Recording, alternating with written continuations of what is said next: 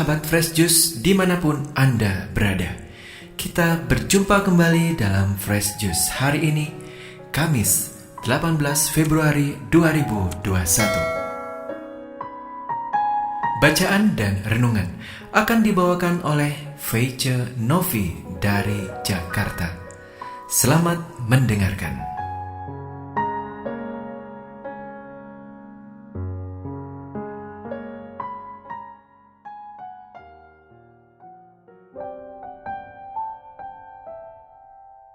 Shalom, sahabat-sahabat pendengar Daily Fresh Juice yang dikasihi Tuhan, dimanapun Anda berada. Kita berjumpa lagi pada hari ini, Kamis tanggal 18 Februari 2021. Bersama saya, Feice Novi, di tempat kediaman saya di Kelapa Gading, Jakarta Utara. Hari ini kita bersama-sama akan mendengar dan merenungkan Injil Yesus Kristus menurut Santo Lukas, bab 9 ayat 22 sampai 25. Mari kita dengarkan bersama-sama. Dan Yesus berkata, "Anak manusia harus menanggung banyak penderitaan dan ditolak oleh tua-tua, imam-imam kepala, dan ahli-ahli Taurat. Lalu dibunuh dan dibangkitkan pada hari ketiga." Katanya kepada mereka semua, "Setiap orang yang mau mengikuti aku, ia harus menyangkal dirinya, memikul salibnya setiap hari, dan mengikuti aku. Karena barang siapa mau menyelamatkan nyawanya, ia akan kehilangan nyawanya. Tetapi barang siapa kehilangan nyawanya karena aku, ia akan menyelamatkannya. Apa gunanya seorang memperoleh seluruh dunia, tetapi ia membinasakan atau merugikan dirinya sendiri?" Demikianlah Injil Tuhan. Terpujilah Kristus. Sahabat-sahabat pendengar Daily Fresh Juice yang dikasihi Tuhan, dalam bacaan hari ini Yesus mengatakan bahwa jika kita ingin mengikuti Yesus, maka ada syarat-syarat yang harus kita lakukan. Di antaranya adalah menyangkal diri, memikul salib, baru mengikuti Yesus. Nah, menyangkal diri itu apa sih? Menyangkal diri itu seperti melakukan perlawanan terhadap sesuatu yang sangat kita senangi, melakukan perlawanan terhadap kedagingan kita yang ternyata selama ini menjadi penghambat perkembangan kualitas hidup kita.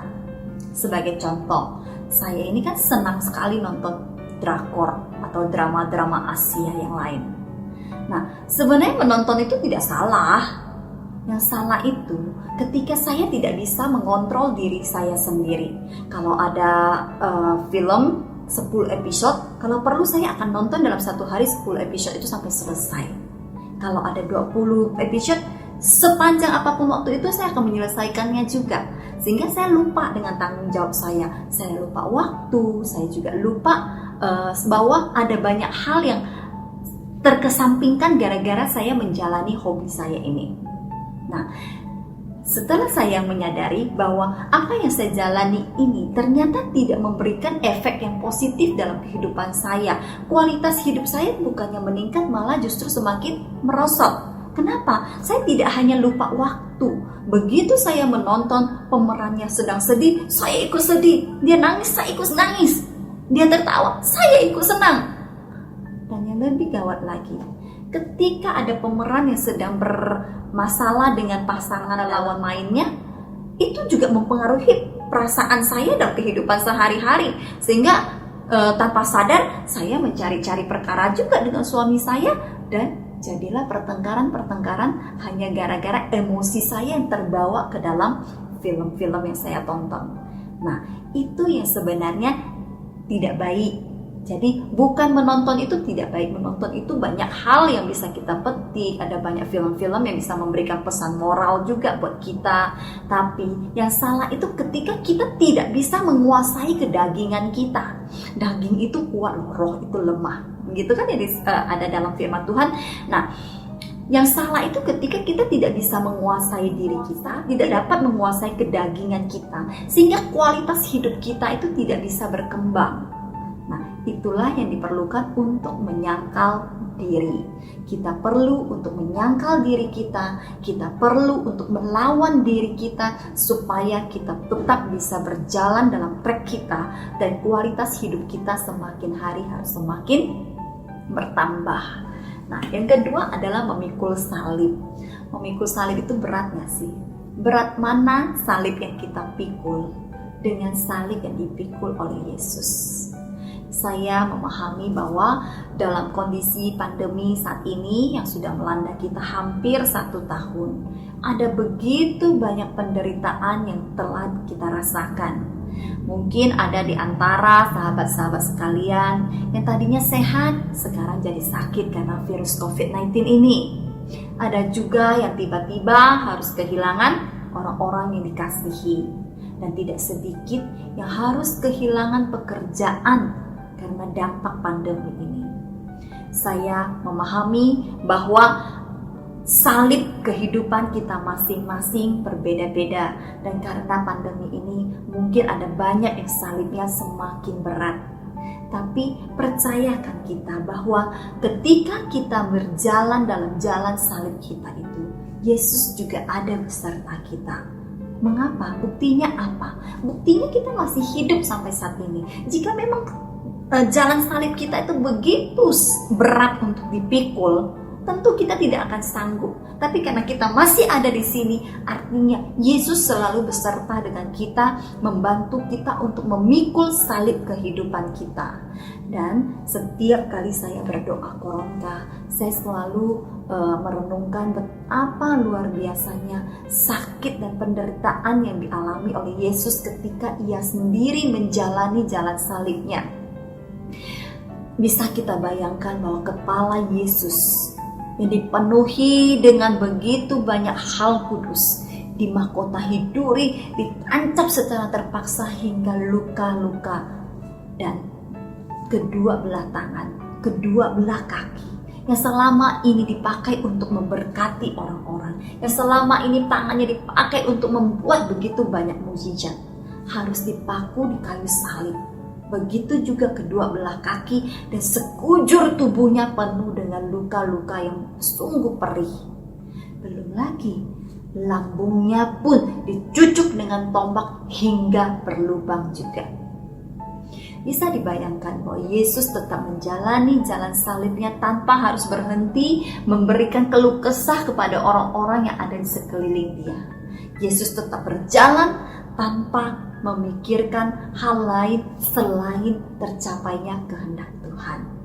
Nah, di masa pandemi ini kita juga sudah memasuki masa prapasca, masa di mana kita bersama-sama diajak untuk berani menyangkal diri kita dan berani untuk menatap salib kita, berjalan bersama-sama dengan Yesus.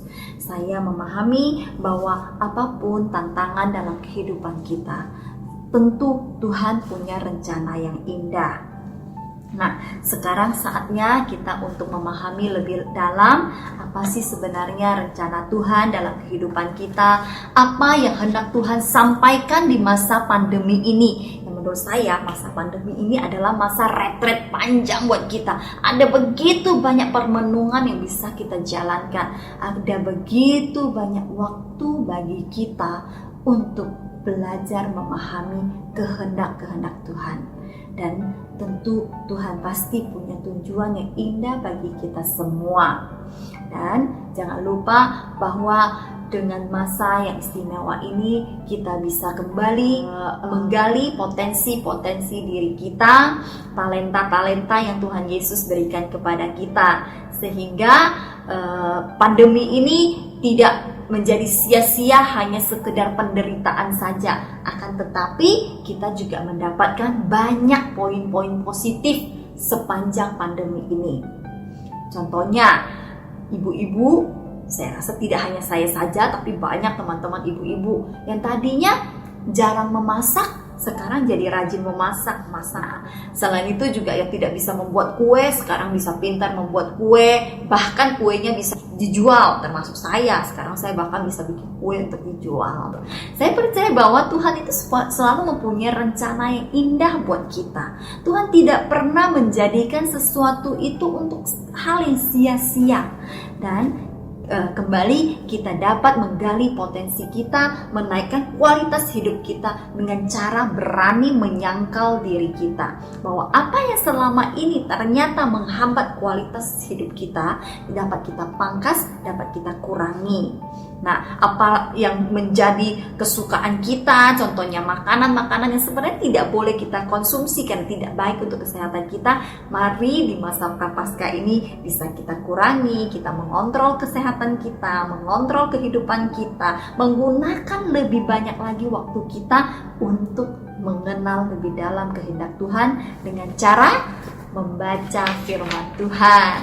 Nah, sekali lagi, mari melalui permenungan kita dalam Injil hari ini, juga melalui masa retret panjang pandemi ini, kita kembali menjadi pribadi-pribadi yang berkualitas, baik bagi diri kita sendiri maupun sesama kita, dengan semakin berbela rasa kepada sesama kita juga.